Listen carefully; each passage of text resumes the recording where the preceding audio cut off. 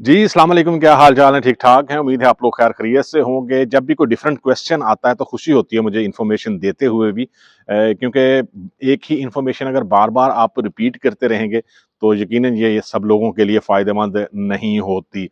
एक सब्सक्राइबर ने क्वेश्चन किया है कि अनपासुंग्स जो है वो क्या होता है। बहुत ज़बरदस्त क्वेश्चन है और उन लोगों के लिए जो यहाँ पे आके डायरेक्ट जॉब करना चाहते हैं और जिनकी डिग्री जो है वो फुली रिकॉग्नाइज नहीं होती। ये एक ट्रेनिंग कोर्स होता है कि जब भी आप अपनी डिग्री रिकग्निशन के लिए जो है वो सेंड करते हैं अनाबिन को, तो आपकी डिग्री जो है वो फुली रिकग्नाइज नहीं होती। उनमें कुछ सब्जेक्ट्स जो हैं वो ऐसे होते हैं कि जो जहाँ पे नहीं है या कम है, तो इस वजह से वो डिग्री जो है वो फुली रिकग्नाइज नहीं होती। उसके लिए आपको ये कोर्स करना पड़ता है, इसके लिए अलग से जो है वो वीज़ा मिलता है।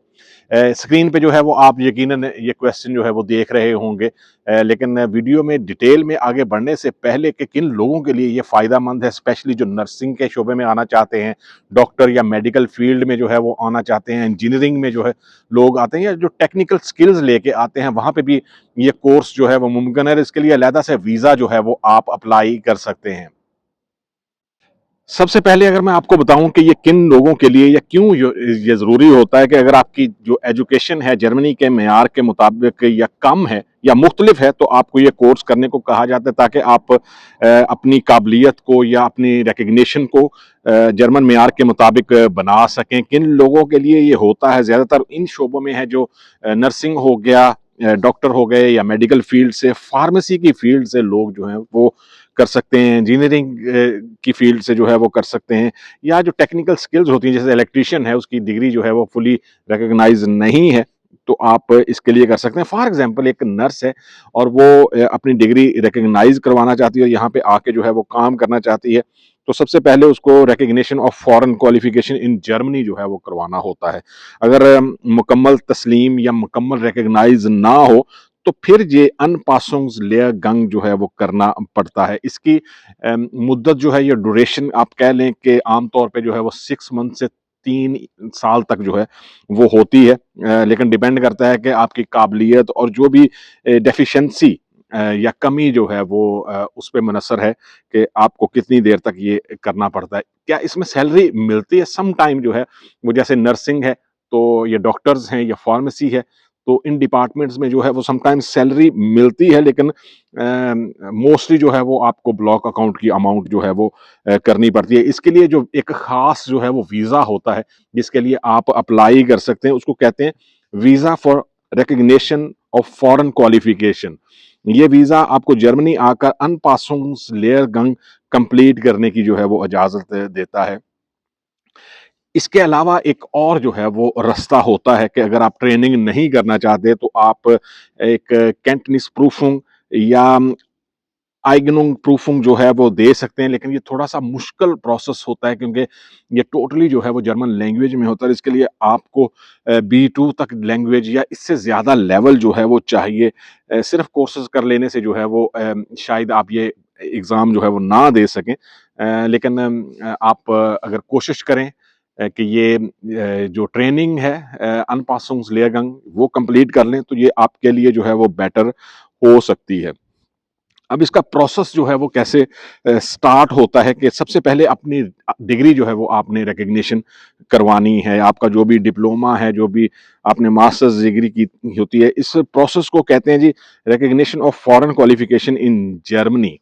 अपनी डिग्री मार्कशीट्स जो हैं वो जमा करवाएँ। अनाबेन या ज़ेडएबी 2 अदारे हैं जिन पे आप ये अनअकैडमिक जो है वो करवा सकते हैं। अगर आपकी जो है वो ये डिग्री फुली रिकॉग्नाइज्ड हो जाए तो फिर आपको ये कोर्स करने की ज़रूरत नहीं होती। लेकिन अगर पार्शियली जो है वो रिकॉग्नाइज़ होती है और उसमें कुछ सब्जेक्ट्स जो हैं वो मिसिंग रह जाते हैं, तो फिर आपको ये करवाना पड़ता है और अनपासुंग लेयरगंग जो है वो ये आपको करना पड़ता है। इसकी फीस होती है 100 यूरो से लेके 600 यूरो के दरमियान जो है वो फीस होती है इसकी।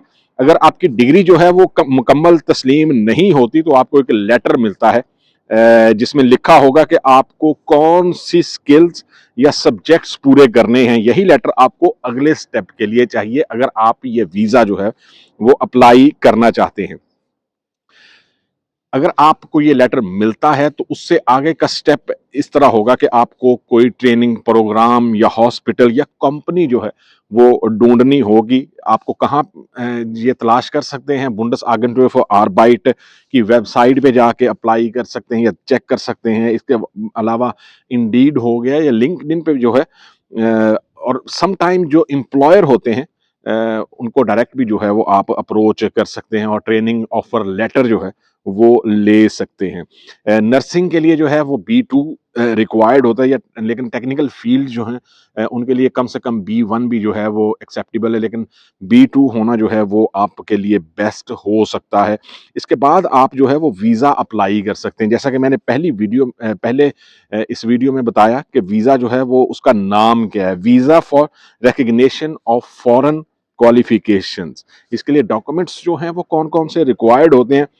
पासपोर्ट आपको चाहिए, रिकग्निशन लेटर चाहिए या जॉब ऑफर लेटर या अनपासुंग्सलेरगांग जो भी आपको ट्रेनिंग ऑफर लेटर मिलता है वो आपके पास होना चाहिए। जर्मन लैंग्वेज के सर्टिफिकेट हों, आपके पास सीवी हो।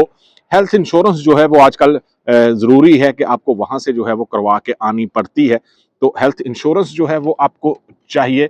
इसके अलावा इस वीज़ा कैटेगरी के लिए आपको ब्लॉक अकाउंट जो है वो चाहिए या कोई स्पॉन्सर जो है वो आपको चाहिए कि जो आपके अखराजात जो है वो यहाँ पे बर्दाश्त कर सके। ये एक बहुत ज़बरदस्त चीज़ या बहुत ज़बरदस्त क्वेश्चन था कि जिसको मैंने सोचा या मुझे लगा कि ये टोटली डिफरेंट जो है वो क्वेश्चन है।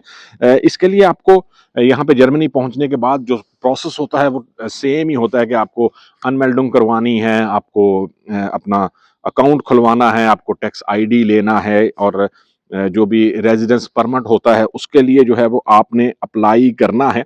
ये ट्रेनिंग जो है वो इसमें होता एक्चुअली क्या है, इसमें प्रैक्टिकल ट्रेनिंग होती है जो नर्सेज हैं हॉस्पिटल में होगी या जो टेक्निकल फील्ड से रिलेटेड लोग हैं तो उनकी कंपनी में होगी, थ्योरी क्लासेस होंगी और इसके अलावा जर्मन प्रोफेशनल सिस्टम जो है वो सीखना है कि किस तरह यहाँ पे जो है वो काम होता है।